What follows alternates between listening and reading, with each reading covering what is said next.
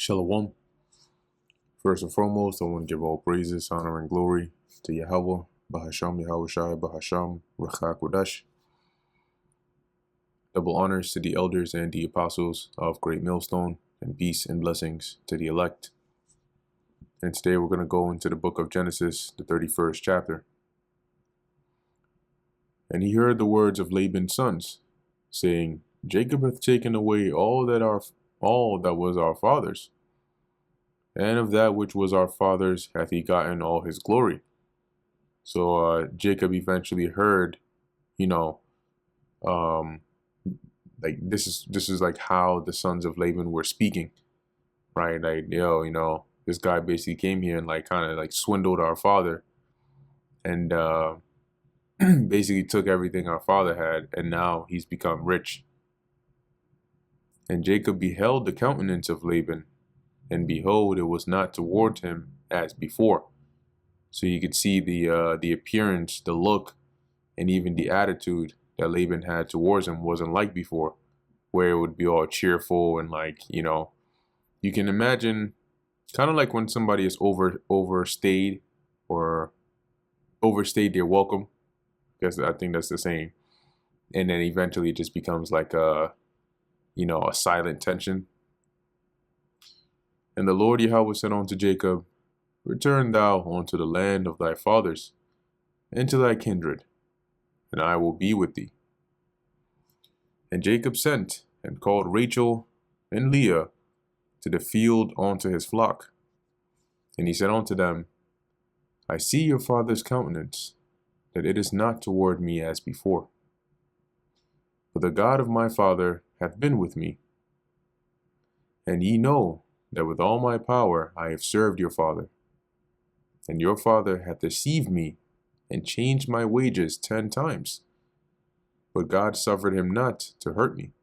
So Laban had been deceitful with Jacob, right, consistently. And that's why he says here, he changed his wages, so he might say, okay, you can have all the brown, the ring streak, the spotted ones. Then he might come back and say, oh, actually, you could just have just the spotted ones, or only the ring streaked ones. But he wasn't consistent with it, and he was always trying to find a way to pull one over on Jacob. But as he says, the Most High suffered him not to hurt him, meaning that the Lord had it to where whatever it is that Laban tried, it didn't have a negative effect on Jacob.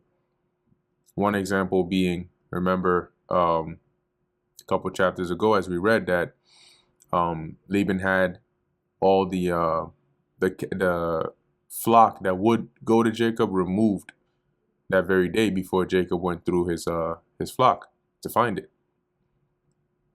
But the Lord had it to where what? Jacob ended up having, more of the type of, the multicolored flock that he agreed on to be his. His started to be stronger and increase more than Laban's. If he said thus, the speckled shall be thy wages, then all the cattle bear speckled. See? And if he said thus, the ring streaked shall be thy hire, then bear all the cattle ring streaked. So every time he changed it, you can have this, but no, yours is going to be the ring streaked. The Lord will have it go in the favor of Jacob. Thus God hath taken away the cattle of your father and given them unto me. And it came to pass at the time that the cattle conceived, that I lifted up mine eyes. So after he speaks to his wives here, eventually as he's doing his work, one day, as he said, as the cattle conceived, basically in the time when they would get in heat and mate and so on, that he said, I lifted up mine eyes and saw in a dream. Now, this could have been a daydream, right? Because of the previous sentence makes it sound like he's actively watching the sheep, and then around the time when they would get in heat and begin to mate, he sees this like almost like a day vision And behold, the rams which leaped upon the cattle were ring-straked, speckled, and grizzled. And the angel of God spake unto me in a dream, saying, Jacob. And I said, Here am I. And he said, Lift up now thine eyes, and see, all the rams which leap upon the cattle are ring-straked, speckled, and grizzled. For I have seen all that Laban doeth unto thee. So, based on this, as he says, he saw it in a, in that dream. But this is the reason why when he, when the animals would mate, physically, yeah, Jacob was using this tactic of like showing them a specific kind of pattern, but the Lord in the spirit was influencing them. So Jacob could see here that in the spirit, the sheep might have looked plain, but by him seeing these multicolored sheep, the male multicolored sheep jumping upon the women and then mating with them, this was what was happening in the spirit, right? So you could say almost like outwardly they look like plain, but genetically, they look multicolored. That's why their offspring would come out multicolored. And this is the Lord showing Jacob how he was blessing Jacob because he had seen the unrighteousness that Laban was doing towards him. Verse 13, I am the God of Bethel, where thou anointest the pillar, and where thou vowedst a vow unto me. Now arise, get thee out from this land, and return unto thy kindred. And Rachel and Leah answered and said unto him, Is there yet any portion or inheritance for us in our father's house? So basically, after telling them all this, right, that at one point when he was watching over his father's sheep, his father-in-law flock, this is what he saw. So he's basically just like making sure they're all on the same page, right? That they don't feel like he's scamming their father or anything of that sort. And so verse 14, it says, so this is what they responded, is there yet any portion or inheritance for us in our father's house? This is like a rhetorical question to say, like, their response was like, it's not like we have anything left over here. Are we not counted of him strangers? For he hath sold us and hath quite devoured also our money, right? So we're practically strangers to him at this point, because when it says sold us, that was the labor that Jacob had to do for them, right? Because that labor came wealth. That time was equivalent to money because it was labor, right? And so that's what they were saying. We're pretty much like strangers. He basically sold us, right? Now we're married, and all that money, that quote unquote dowry, it's all going to his benefit. For all the riches which God hath taken from our father, that is ours and our children's. Now then, whatsoever God hath said unto thee, do. So they showed their support for their husband Jacob, to say, you know what, we're with you, and don't worry, all the riches, all the stuff that you've got really is for us. It's for our family, not for Laban. So whatever it is you got to do it. And Jacob rose up and set his sons and his wives upon camels, and he carried away all his cattle and all his goods which he had gotten, the cattle of his getting, which he had gotten in Padan Aram, for to go to Isaac his father in the land of Canaan. And Laban went to shear his sheep, and typically that there were certain areas where they would do this, and so it would be some part away from where their normal dwelling was. So Jacob, seeing this, took advantage of it, knowing that Laban wasn't around. It says here, and Rachel had stolen the images that were her father's, i.e. her father's idols. Because remember, Laban was related to Abraham, but from Abraham's brother's side, and Abraham's family were into idol worship. One of the reasons why the Lord separated him from them. So Laban's idols, Rachel ends up stealing, and Jacob stole stole away unawares to Laban the Syrian. What that means by stole away means he snuck away and left without Laban knowing. And it calls him Syrian because he dwelt in that region, in that he told him not that he fled. So he fled with all that he had, and he rose up and passed over the river, that is the Euphrates, and set his face toward the Mount Gilead. Now, in fact, let's look up here, Jacob's journey, Genesis 31, and let's see if we can find. Okay. I think we saw this one before. Journeys of Jacob. Nope, that's Abraham.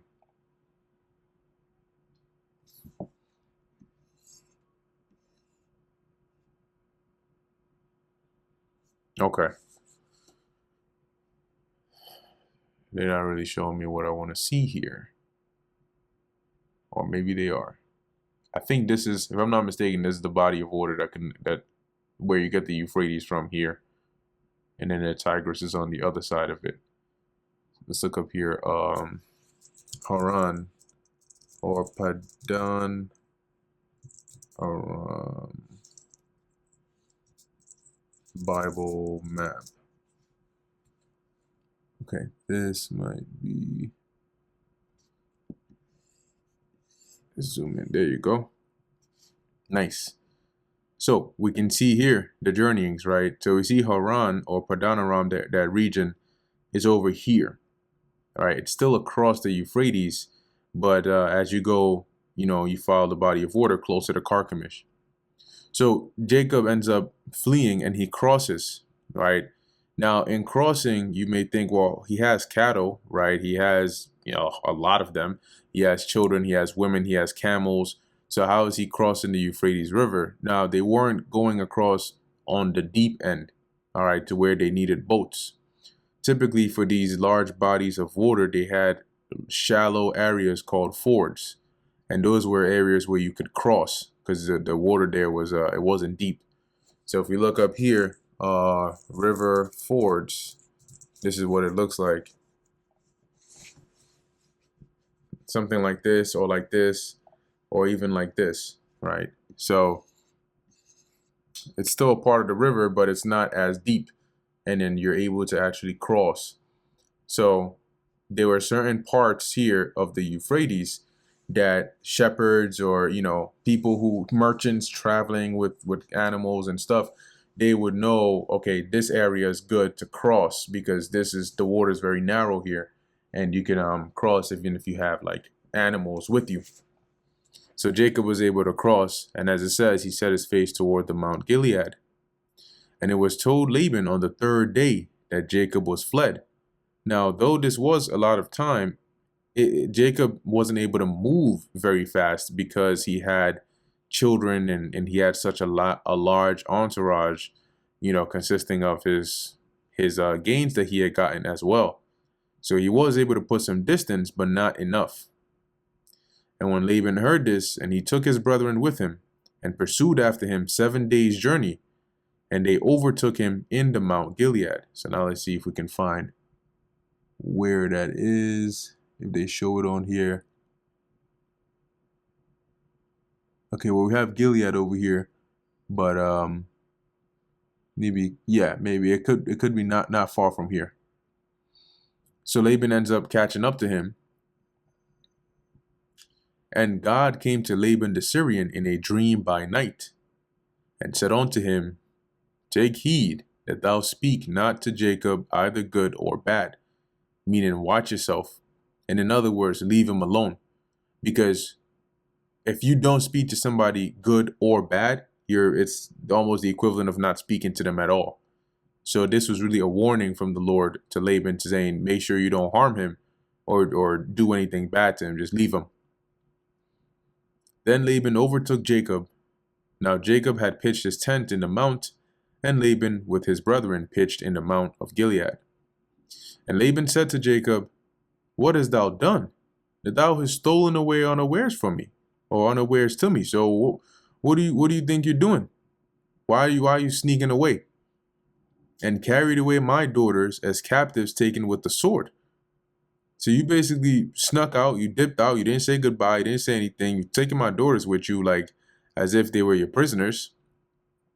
Wherefore didst thou flee away secretly, and steal away from me, and didst not tell me, that I might have sent thee away with mirth, and with songs, with tabret, and with harp? So why didn't you let me know? I would have thrown a going away party for you, and it would have been all good and sweet. And has not suffered me to kiss my sons and my daughters. Thou hast done foolishly in so doing. So what you did was very foolish. It was very stupid. You didn't even let me say goodbye to my grandsons and my daughters. It is in the power of my hand to do you hurt. So I could really hurt you right now. But the God of your father spake unto me yesternight. Because remember, Laban was a powerful and rich man as well. He had influence, and he didn't just come alone, right? As it says, he came with his brethren, and there were a lot of people. So, he could have overpowered Jacob there. But as he's saying here, the God of your father spake unto me yesternight, so last night, saying, take thou heed that thou speak not to Jacob either good or bad.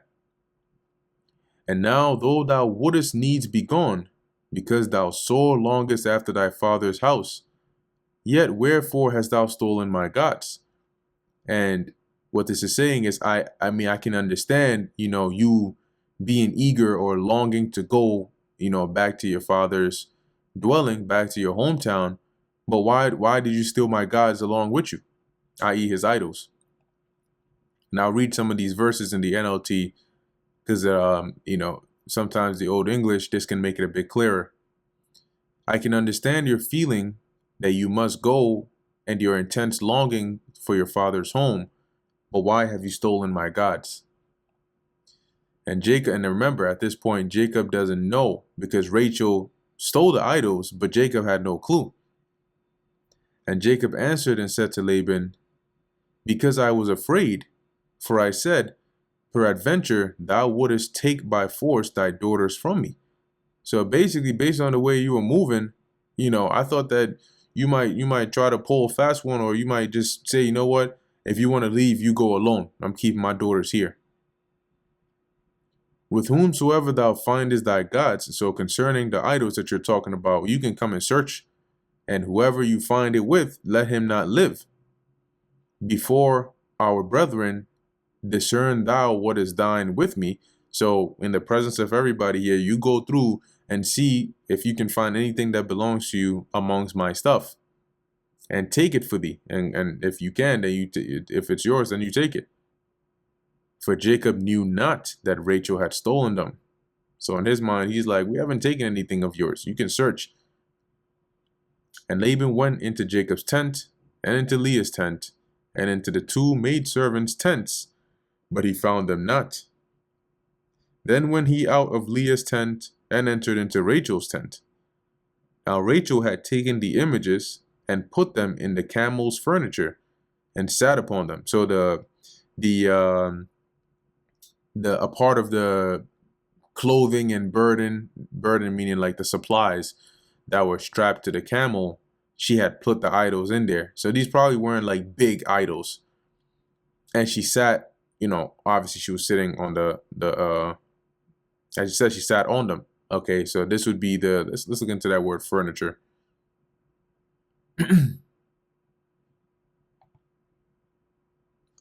It says here, car, palanquin, basket, saddle. Okay. An enclosed riding space erected on the camel's saddle. So she basically hid it in there, and that's what she was sitting on. And Laban searched all the tents, but found them not. And she said to her father, let it not displease my lord that I cannot rise up before thee. So don't be, I understand, that I can't get up to, let's say, greet you or anything like that, for the custom of women is upon me. In other words, she said she was on her menstrual cycle. That's why she couldn't get up. And he searched, but found not the images. And Jacob was wroth. So now Jacob started to get pissed because he's like, yo, what's your deal, bro? Like, what's your problem? And chode with Laban. And when you go into that word, to chide is like, now you're getting into it with the person, right? To contend, right? To strive. It wasn't physically, but was with words. To make a complaint, to quarrel. So you can imagine voices being raised, you know, and it's like, yo, now I'm really pissed off. And Jacob answered and said to Laban, what is my trespass? What is my sin? That thou hast so hotly pursued after me. So what is it, man? You know, what have I possibly done wrong to you that you've been on my ass? Whereas thou hast searched all my stuff, what hast thou found of all thy household stuff? So you now you happy you went and searched everything. Did you find what you were looking for? Set it here. You found something, right? So bring it here. Bring it here before my brethren and thy brethren, that they may judge betwixt us both. So go ahead, put it right here. Let everybody see it. Yeah, that you came all angry and shit. Now, what is it that you found that I've stolen? This 20 years have I been with thee, thy ewes, which is I believe it's female female lamb. Let's go into that.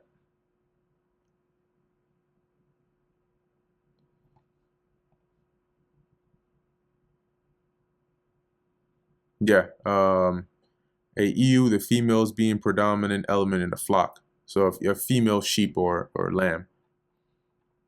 So as he says, thy ewes and thy she-goats have not cast their young, and the rams of thy flock have I not eaten. Reading this in the NLT, he says, just getting to the point, in all that time your sheep and your goats never miscarried. In all those years, I never used a single ram of yours for food. So for those 20 years, I took care of you. I took care of your flock with integrity. I didn't try to rob you. I didn't try to cheat you. I didn't, you know, I took care of them, right? They had their offspring. You know, I didn't eat of any of your flock. That which was torn of beasts, I brought not unto thee. I bear the loss of it. So if there was any that was killed of any animals of yours, I didn't bring it to you. You know, if it was one that needed to be replaced, I would give you one of mine. Right? I took that as a loss. Of my hand didst thou require it, whether stolen by day or stolen by night. Thus I was in the day, the drought consumed me, and the frost by night, and my sleep departed from my eyes. So I basically worked my ass off. You know, in the hot sun, whether it was hot or not, I was out there working. In the cold, whether I was freezing or not, I was out there working. I barely got any sleep. Thus have I been 20 years in thy house. I served thee 14 years for thy 2 daughters, and 6 years for thy cattle, and thou hast changed my wages 10 times. Except the God of my father, the God of Abraham, and the fear of Isaac had been with me, surely thou hadst sent me away now empty. God hath seen mine affliction and the labors of my hands, and rebuked thee yesternight. So Jacob wasn't, you know, he was going in. But basically, as he was saying, you know, pretty much, if it wasn't for the Most High, the God of Abraham and Isaac, that had been with him, you know, Laban would have basically, and if the Lord hadn't rebuked him last night, Laban would have came there and then made up some BS on some, you know, whatever, having the power to, and then basically taking everything, everything that Jacob had worked for, including his wives. And Laban answered and said unto Jacob, these daughters are my daughters, and these children are my children, and these cattle are my cattle, and all that thou seest is mine. And what can I do this day unto these my daughters, or unto their children which they have borne? So as he's saying, you know, all these, you know, they're all, let me read that here, right? They're basically all mine. You know, I can't really do anything to them. NLT, then Laban replied to Jacob, these women are my daughters, these children are my grandchildren, and these flocks are my flocks.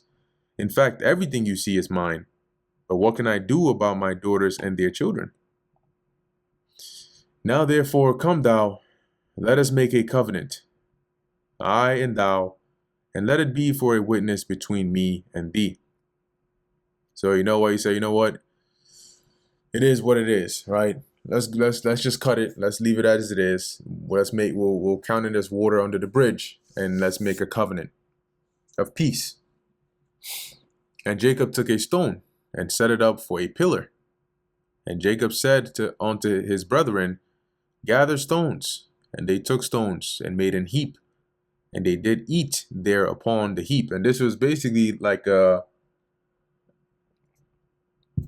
covenantal meal, you could say, right?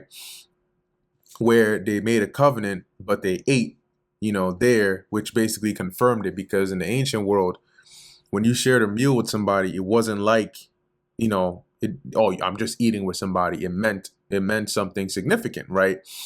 Because when you broke bread with somebody or when you shared a meal with them, it was more of an intimate thing than people look at it as today. And at that point, it meant that, okay, there was peace between you two, right? And that's basically what they did here. And Laban called it Jegar Sahadutha, but Jacob called it Galid. And Laban said, this heap is witness between me and between thee this day. Therefore was the name of it called Galid. And witness is like whenever, because the stone, the reason they would use inanimate objects like that is because if you leave a stone or a pile of stones somewhere and it's not touched, it will stay that way. If there's no flood, no natural disasters, it will stay that way. Okay. And so it is a perfect witness because it'll be like a monument. That's why when they build statues, they last so long.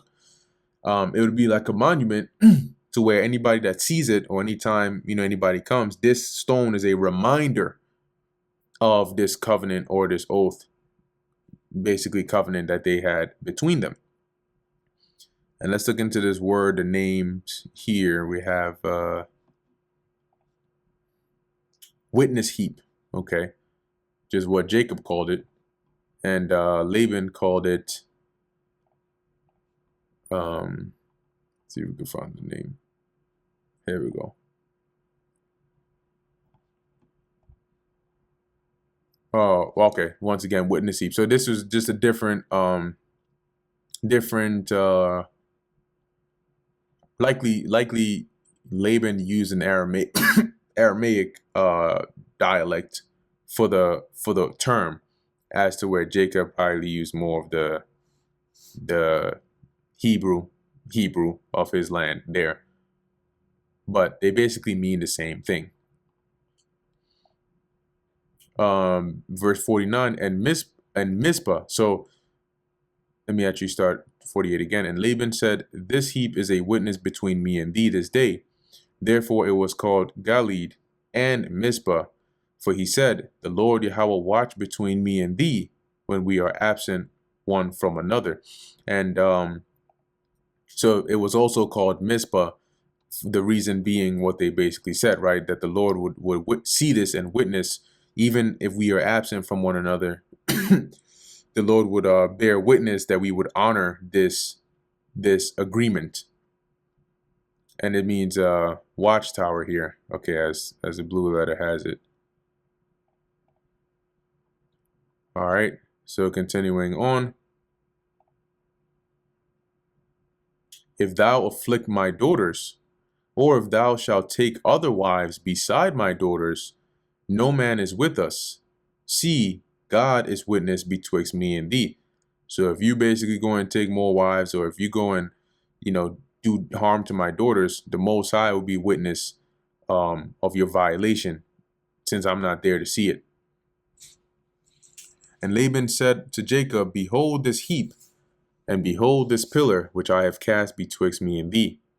This heap be witness, and this pillar be witness, that I will not pass over this heap to thee, and thou shalt not pass over this heap and and this pillar unto me for harm. So we've agreed that we will not cross over this to war or harm each other. The God of Abraham and the God of Nahor, the God of their father, judge betwixt us. And Jacob sware by the fear of his father Isaac, which is, i.e., the God that Isaac served, which is the same God Abraham served. Then Jacob offered sacrifice upon the mount, and called his brethren to eat, and they did eat bread, and tarried all night in the mount. And early in the morning Laban rose up, and kissed his sons and his daughters. When it says his sons here, means his grandsons, and blessed them. And Laban departed, and returned unto his place. And that brings us to the end of the book of Genesis, the 31st chapter. And Lord willing, that was edifying to the elect. In closing, I want to give all praises, honor, and glory to Yahweh, Bahasham, Yahweh Shai, Bahasham, Racha Kodash. And until next time, Shalom.